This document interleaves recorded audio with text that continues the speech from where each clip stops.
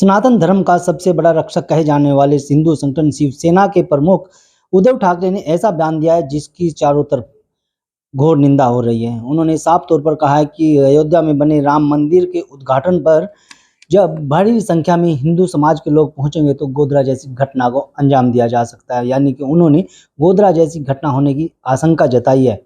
इसके पीछे क्या कुछ मंशा है, क्या कुछ कहना उनका रहा है, ये तो वही बता सकते हैं। लेकिन इस पर भारतीय जनता पार्टी के नेताओं समेत सभी राजनीतिक दलों के लोग उनकी घोर निंदा कर रहे हैं। हमारे साथ कैराना से भारतीय जनता पार्टी के लोकप्रिय सांसद प्रदीप चौधरी जी हैं, उनसे बात करते हैं, जानते हैं कि उद्धव ठाकरे के इस बयान को किस तरह से देखते हैं। प्रदीप जी, आप बताएंगे किस तरह से उद्धव ठाकरे के इस बयान को देखा जाए, जिस तरह से उन्होंने कहा है कि गोधरा जैसी घटना हो जाएगी। हालांकि शिवसेना है, हिंदू संगठन है और हिंदू रक्षक के तौर पर इस संगठन को जाना जाता था।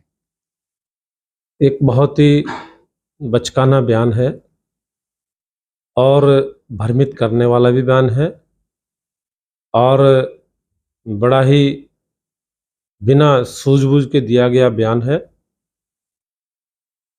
इस बयान की जितनी भी निंदा की जा सकती है वो हम लोग उसकी निंदा करते हैं। ऐसी घटना का होने का कोई सवाल ही नहीं है। इस देश की जनता बहुत अच्छे तरीके से अपने आप को संभल करके चलने वाली है और कानून व्यवस्था का राज इस देश में आज कायम है। किसी भी ऐसी घटना को होने से कोई मतलब ही नहीं बनता।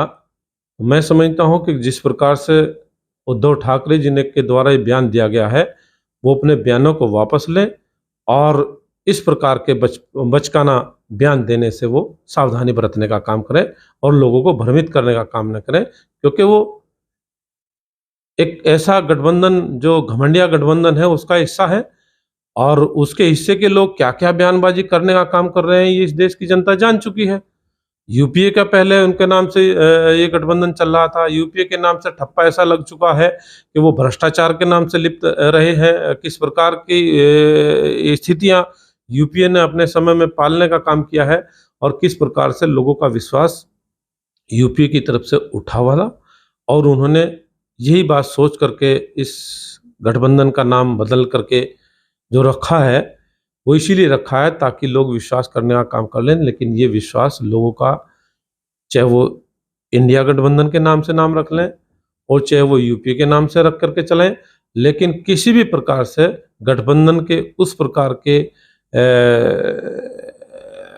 विश्वास लोगों का उनके प्रति बनने वाला नहीं है। इस देश की जनता का बहुत बड़े स्तर पर विश्वास भारतीय जनता पार्टी के साथ है, आदरणीय मोदी जी के साथ है, और मोदी जी ने किस प्रकार से देश को आगे बढ़ाने में अपनी महती भूमिका निभाने का काम किया है वो इस देश के प्रत्येक नागरिक जान चुका है।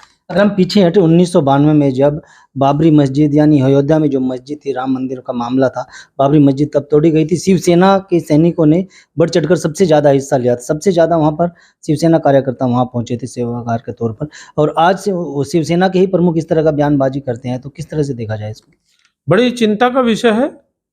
जिम्मेदार आदमी ऐसा बयान देगा, उसकी बयान की कोई मतलब नहीं है और इस प्रकार का बयान देना मेरे दृष्टिकोण से किसी भी तरीके से उचित नहीं है। वो अपने बयान को वापस लें और जितना जल्दी हो सके उतना वापस लें। किसी भी प्रकार की ऐसी अप्रिय घटना इस देश के अंदर होने वाली नहीं।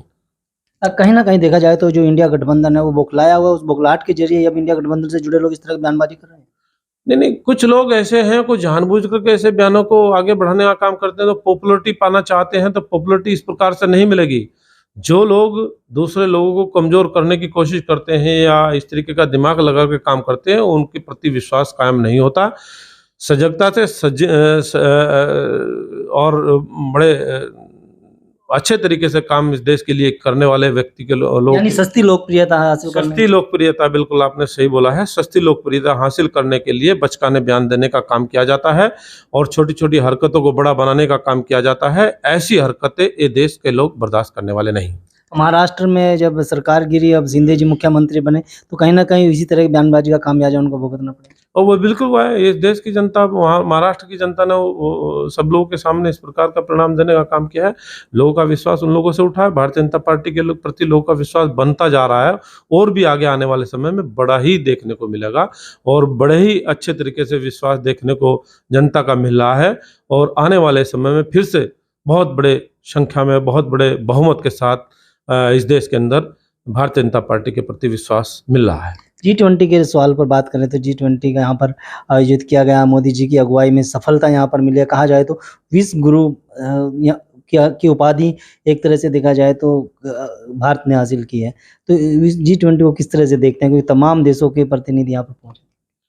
G20 हमारे भारत देश के लिए बहुत ही गर्व की बात है।